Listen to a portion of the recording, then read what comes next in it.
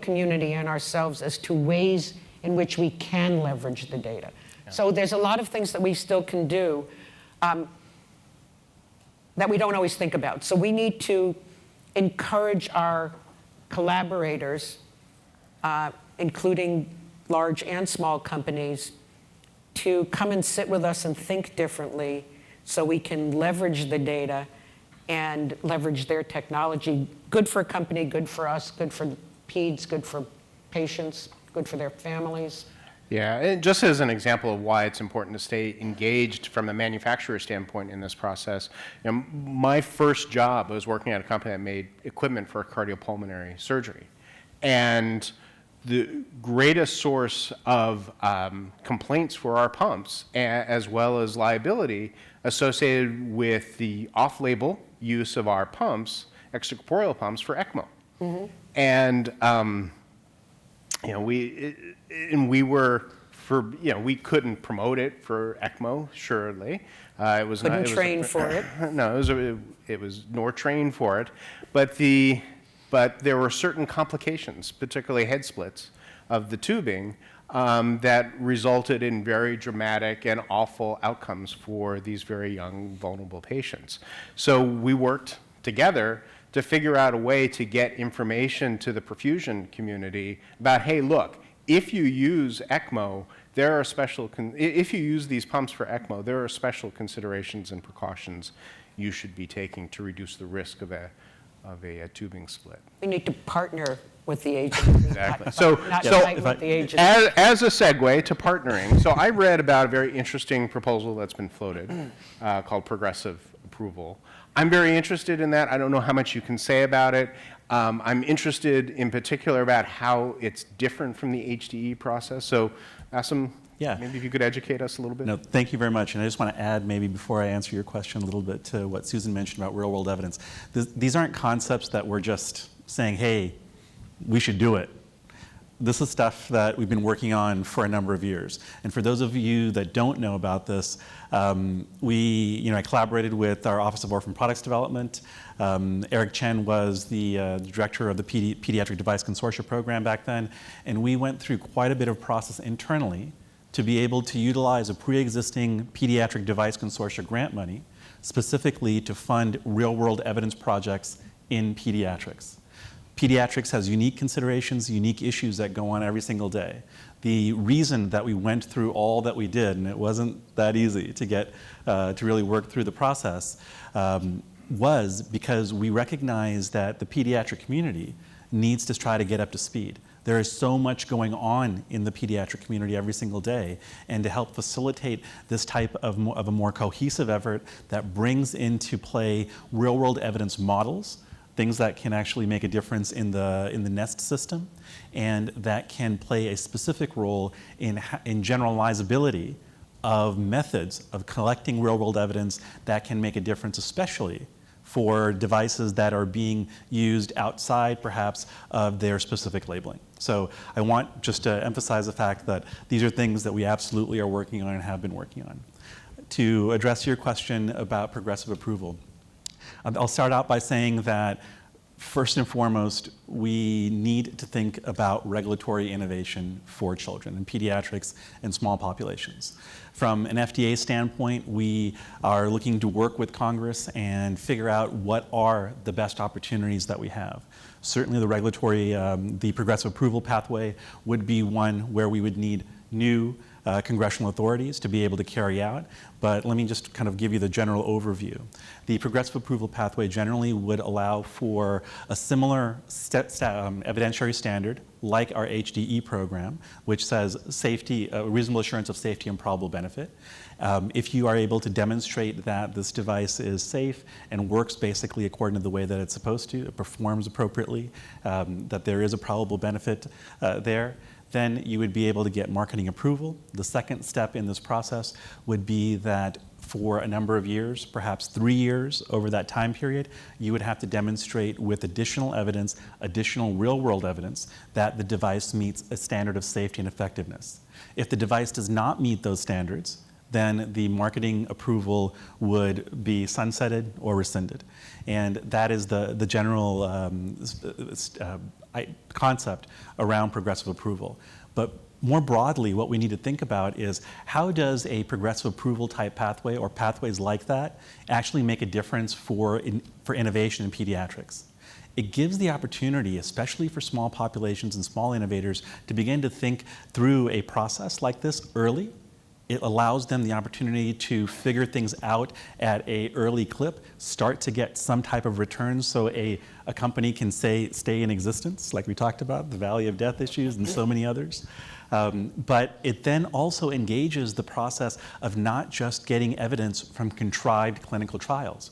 We recognize regularly that contrived clinical trials don't always give us the data that in terms of how this device will work in a population when it's actually put out for general use. So because of that, this actually incorporates both of those issues. In addition, progressive approval gives another benefit for children. We currently have a program called the HDE program, the Humanitarian Device Exemption Program. And that program, again, I'm just going to reiterate, safety and probable benefit. Once you have an HDE designation, there is nothing in statute that says you have to come to get to PMA, that you have to generate evidence that demonstrates safety and effectiveness. Some would say, well, Vasum, why is the FDA going after allowing devices to be out on the market that are at a perhaps different or lower evidentiary standard than what it is usually doing for adults, which is safety, or through a PMA process, which is safety and effectiveness? The intent with progressive approval is that it will ensure that a device has to meet that safety and effectiveness standard for it to stay on the market. So there's a number of benefits here, and this is what I mean that we have to start thinking about regulatory innovation that makes sense for the populations that we're serving and the entire ecosystem that we're serving. And we have to think about how these types of systems can actually make a difference for everybody here. All of you know what your issues are, what your needs are, what your complications may be. And we at the FDA are here to create a supportive environment that continues to allow and support innovation.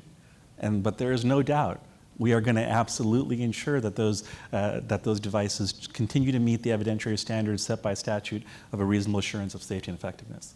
So we really need to think in broad ways about those opportunities. And what I'll talk to you about a little bit more during my talk after this is a concept that perhaps could make that difference for us.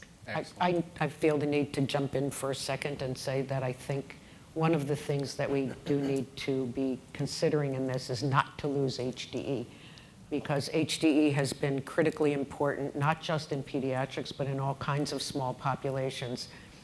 As I already mentioned, there are a number of HDs who've gone on even to PMA because they've been able to collect enough information to meet the evidentiary standard of a PMA, but not all of them can, because populations may remain quite small over a longer period of time. So we need to have balance. We just need to make sure that we don't lose what we gained with HDE in favor of trying to be perfect about safety and efficacy. Yeah, and certainly the intent here is in no way to take away a pre-existing program. However, just to create programs that make sense for the populations that are in need. Which is Pediatrics is in to need. say that. All right, excellent. Absolutely. Thank you. Now, I think we have time for two questions. Two questions from the audience. Nobody's got a question. Oh, can't I believe see a hand back there. And a hand somewhere. And somebody running with a microphone. Well, sauntering with a microphone. Got three that. hands. The gentleman over there has one. Whoop. While they're doing that, I just want to add on to what Vasum just said. I think that there's also an opportunity to be learning because devices are iterated upon. So if something comes to the market and we're going to be learning and we have the opportunity to make modifications, iterations that might be necessary, which might not be the same with a biologic, with a pharmaceutical. So just throwing that out there, that there's this potential to continuously be learning. Yeah, and the types of programs that we need to think about are exactly that allow that opportunity to iterate, to make devices safer in a faster way so that it continues to meet the needs of our patients, but and continues to ensure that they're as safe as possible according to the cutting edge standards of our technologies. Very good. Let's start with here, the question. So we've heard a lot about real-world evidence and collecting data on off-label use, for example. Robbert, you mentioned something that kind of sparked my curiosity of using the claims data environment, right? But I think it's a little challenging if we use EMR or claims data, well, claims data especially, because we're not collecting, there's not a code for a specific device, right? We can tell a procedure was performed, we just don't know if what particular device was used. And I'm just wondering if the panel has any comments of, are we looking to change that to be able to use the claims environment in devices? Because we're using it very nicely in drugs with the pharmacy data. I think you make a great point there. So I think what we need, and it's not just in FDA's sense, but also across healthcare system, is unique device identification, right? So UDI. Some of our network collaborators have implemented UDI across their system. So in terms of EHR, it's good that you can identify which specific device was used versus another one. Claims is a different story. It's currently not necessarily included in claims data, so that makes it a bit harder.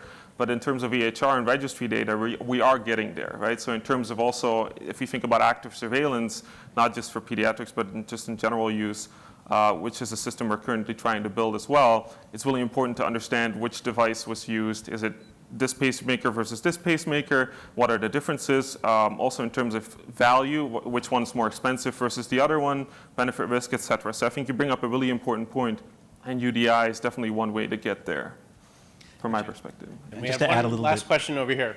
Just very quickly to add to that, there have been a number of studies done by our epidemiology group looking at how claims data can actually suffice for regulatory purposes. Sir. I'd like to get some insight from the panel on this idea of uncertainty, benefit, risk ratio, and doing some of your evidence collection post-market versus pre-market. I think FDA just came out with a guidance document on this idea. I'd like to get some insight. Sure. Want me to take it? I'm assuming that's for me. But That would be my assumption, too.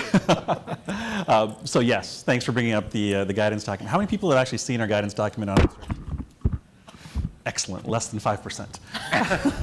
That's real-world data. Okay, I joke. There's a lot that we've been putting out there, and I'm hoping that the community is able to engage a lot of these topics because they're very important concepts.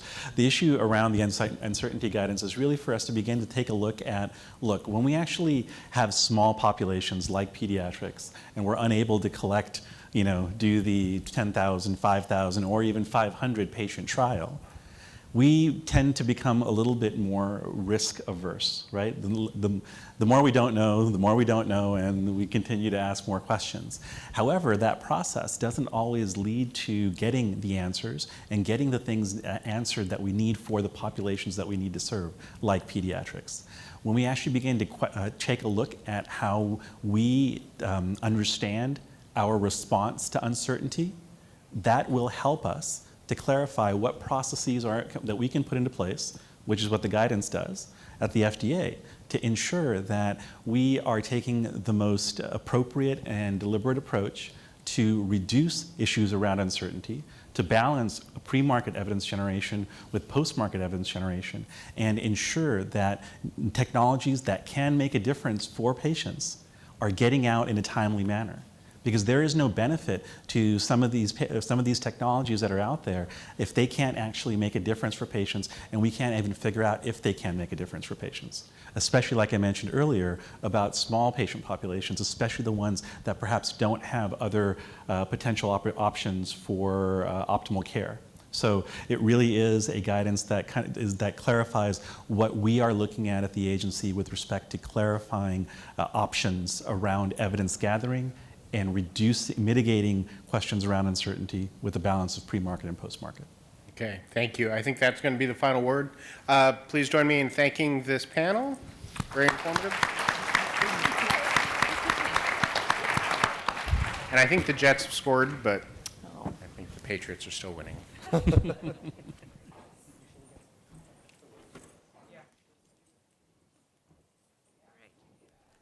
So while the next panel is getting ready, I wanted to be sure that everybody knows about tomorrow's AdvaMed Pediatric Working Group meeting. We're going to meet at 9:30 here in the Convention Center in room 153B. And you all should have this in your bag, so a flyer just in case. Great.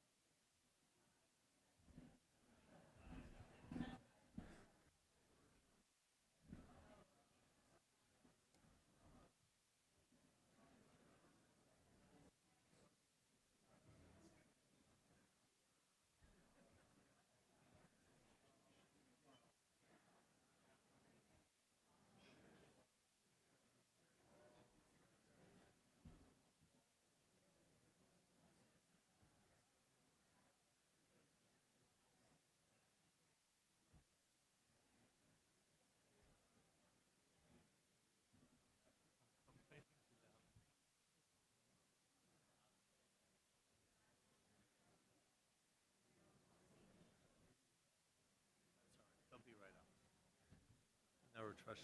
I don't like to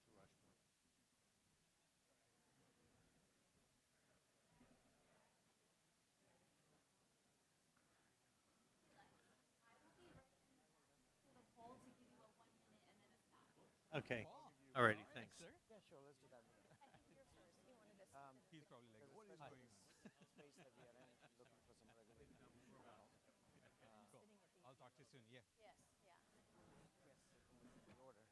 All right, good afternoon, everybody. Thanks for your attention. Yeah, I think it's good to get that open. We are live now. Hello? The panel today is on software and digital health, hype or hope. I kind of think software is kind of hip, so that's also part of this. We have a great panel today.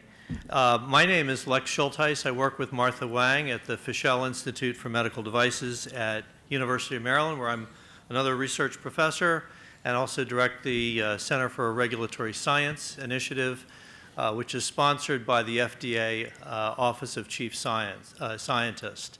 So regulatory science means that we work on problems that are of a scientific nature that complicate regulatory review. So we work very closely with FDA on scientific issues. So our panelists today, I guess I should tell you a little bit more about myself. I'm also an anesthesiologist and biomedical engineer, and part of my career I did work for FDA, both as a reviewer and as a branch chief. It was one of the high points of my education, actually. I was quite surprised at how much I learned from working at FDA because I thought I was a pretty good doctor and a pretty good scientist, and I realized there were a lot of gaps in my knowledge. So that was really a very informative part of my career. Later on, I happened to become interested in orphan products, especially because one of my residents was found to have a rare disease and passed away from that. So that was a very influential part in my career development. So I'd like to introduce our panel very briefly. Bakul Patel and I have known each other for some time. He's the Director of Digital Health Division at the Center of Devices and Radiological Health in CDRH.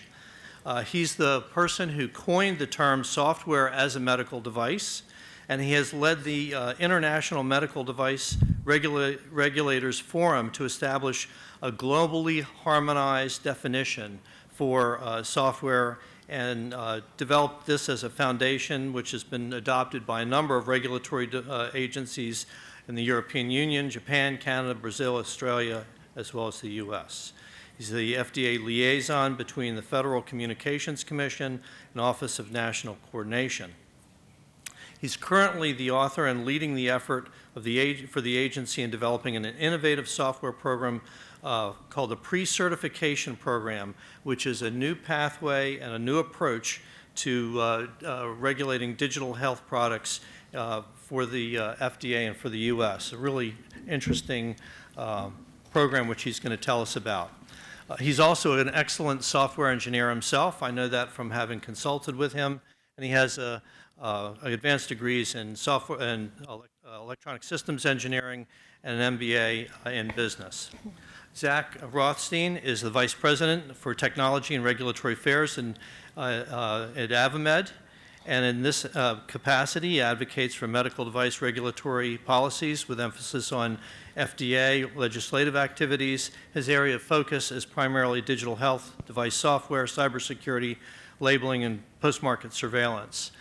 He also was the Deputy Senior Counsel for Public Policy at Samsung Electronics, and also was an attorney for Morgan, Lewis, and Blockus.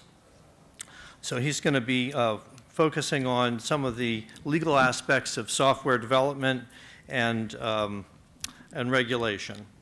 Hemant Verkar has led and grown many successful small business ventures within life sciences and healthcare industries.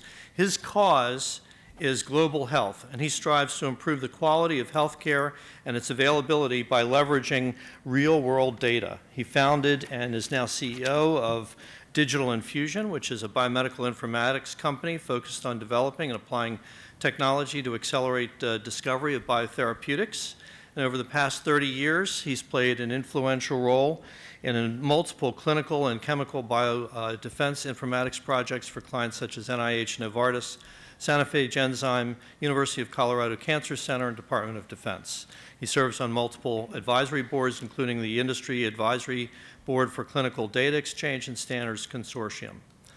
Janine Furk is a professor at Stanford and is a neonatologist at the Lucille Packard Children's Hospital.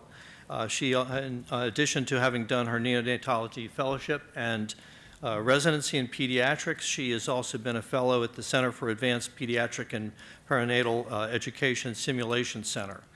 She has her MD from SUNY New York and has multiple honors, including the Gold Humanism Honor Society, Stanford Society of Physician Scholars, Mary Duke Biddle Global Health Scholar, lots of publications and contributions as an entrepreneur in her own right. Shireen Adebaki is one of our own. She's a professor of pediatrics at George Washington University and is the medical director of informatics at Children's National. She's in an emergency physician for pediatrics and associate medical director for telemedicine at Children's National. She's received the National Heroes Award for Research from the Maternal Health Child Health Bureau and the Ellis Island Medal of Honor for Innovation. She directs a program for pediatric health exchange at the DC metropolitan area. She's authored many journal articles, book chapters, abstracts, and scientific presentations. She's a fellow of the American Association of Pediatrics and American College of Emergency Physicians. Society of Pediatric Research, Council of American Federation of Medical Research, AMA and AMIA. Thank you. So great panel here, all subject matter experts. So I'm going to start with Bakul. Would you please just tell us a little bit about the standard practice for regulating software in terms of its risk-based, the risk-based approach that's used for review as it stands now? Sure. Thank you, Lex. Just a very basic, very high-level approach towards, I mean, obviously, we don't treat every software in the same sort of lens.